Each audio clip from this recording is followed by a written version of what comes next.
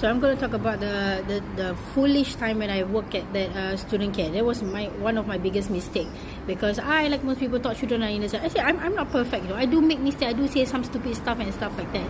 The thing is, we generally do not get good training, and unfortunately for me, the person who owns the place also couldn't care less. Only care about making money. Doesn't care if the child is abusive. The child is a threat to other people's safety. As long as she get the money, she doesn't care.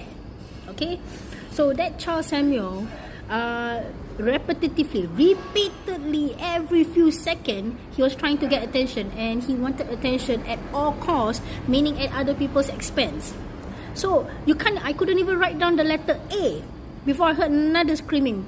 Then I saw him trying to push a child off a chair. So the girl was holding on to the table, and the worst thing was that the center was poorly managed. I tell you, poorly managed. The tables were too big and had sharp edges, so the girl could have hit her head or hit her eye on the sharp edge of that table.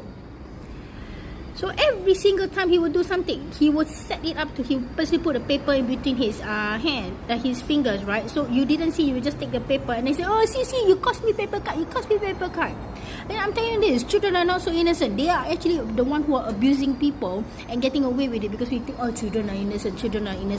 And your other people's children safety are also at risk. So I had no choice, because it's repetitive. No matter how you talk to him, how you reason with him, even I had to explain, they were saying, why do you scold? I said, have you seen them?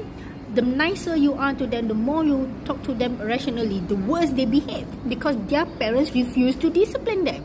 And because these parents' poor parenting skills, lack of disciplining their own children, other child safety is at stake.